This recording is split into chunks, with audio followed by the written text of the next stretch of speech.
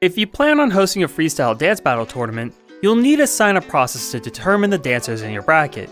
You could go the easy route and have first come first serve signups, but as with anything in life, the easy route is not always the best thing to do.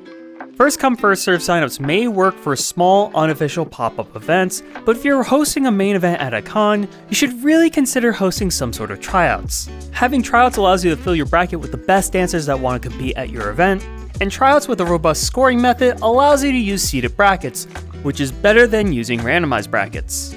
Side note, you may have heard the term prelims before. Prelims and tryouts are interchangeable terms, but I'm going to use the term tryout to refer to dance battle events to be distinct from the auditions of dance competitions. One big difference between tryouts and auditions: you can have spectators for tryouts, but not for auditions. You can't spoil a dance battle event. Everything is freestyle dance, unlike the pre-planned routines of a dance competition. So there's nothing wrong with having an audience at your tryouts, and I highly recommend it. It builds the community stronger.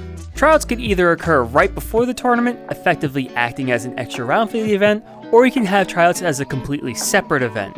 If you decide to have tryouts as a separate event, you need to make sure that the two events are separated by a few hours to allow your dancers enough time to get food and rest up.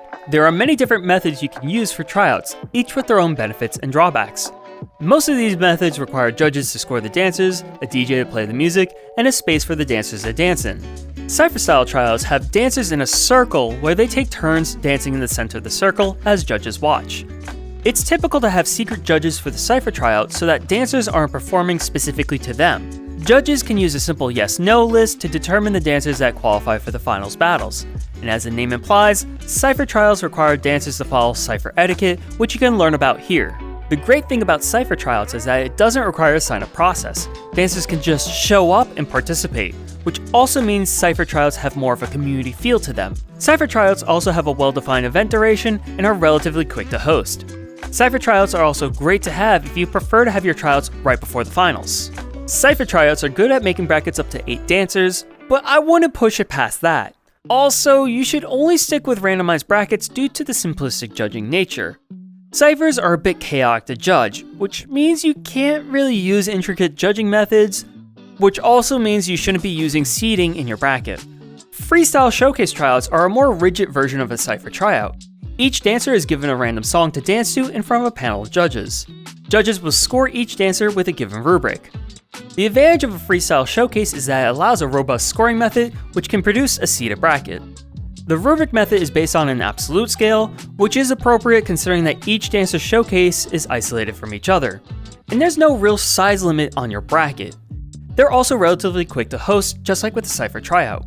Though freestyle showcase tryouts don't have a well-defined event duration like a Cypher, since it depends on how many dancers wish to compete. Judging is based on freestyle dance skills rather than dance battle skills. Yes, it's a nuanced difference, but you want to have your best battlers in your dance battle tournament. It's what it's called, a dance battle tournament. A showcase battle tryout is just like a freestyle showcase, now with 2 dancers battling each other. 4 corners is also common, where there are 4 dancers involved in each battle instead of 2. Scoring is still based on a rubric, but the ranking method is also a potential option as well. The upside to showcase battle tryouts is that scoring is based on battle skills. It can still produce a seeded bracket, and also requiring a similar amount of time like a showcase freestyle tryout. However, a dancer's performance in a battle is not isolated like a freestyle showcase, and the scoring method should really be based on a relative scale. A rubric method with an absolute scale isn't really appropriate, and the ranking method has just so many issues. I mean, think of it, half the competitors are going to be judged on how they set the bar going first in the battle, while the other half is being judged on how they respond in the battle. There's an inherent difference between the two roles, and that's just a battle between 2 sides. 4 corners, it gets a lot more complicated. Then there is my method for tryouts. Yes, of course I'm going to be talking about the Rovak Routine. Each dancer gets 2 battles against 2 opponents as a chain of battles. Judges score the dancers based on how well they battled against their opponents. I'm going to make a separate video on how to set up tryouts using the Rovak Routine.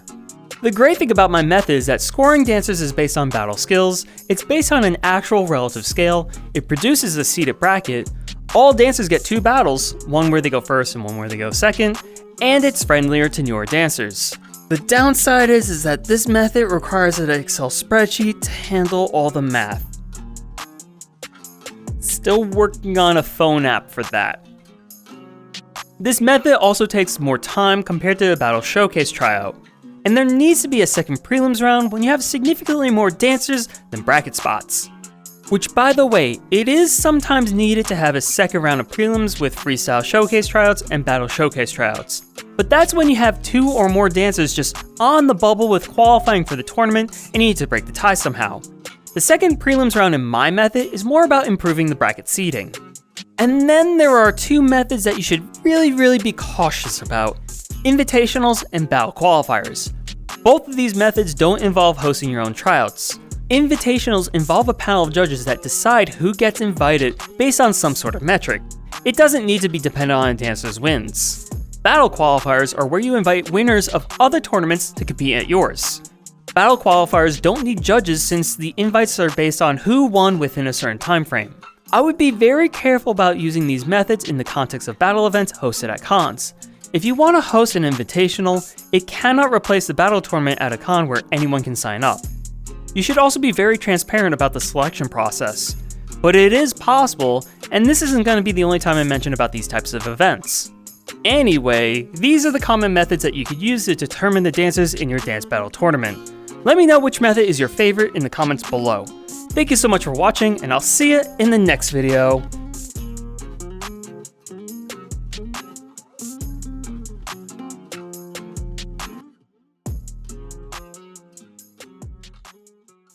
Oh, you know, I just realized I'm doing this up here because I'm looking at it through rose tinted glasses, or I guess cherry blossom tinted glasses.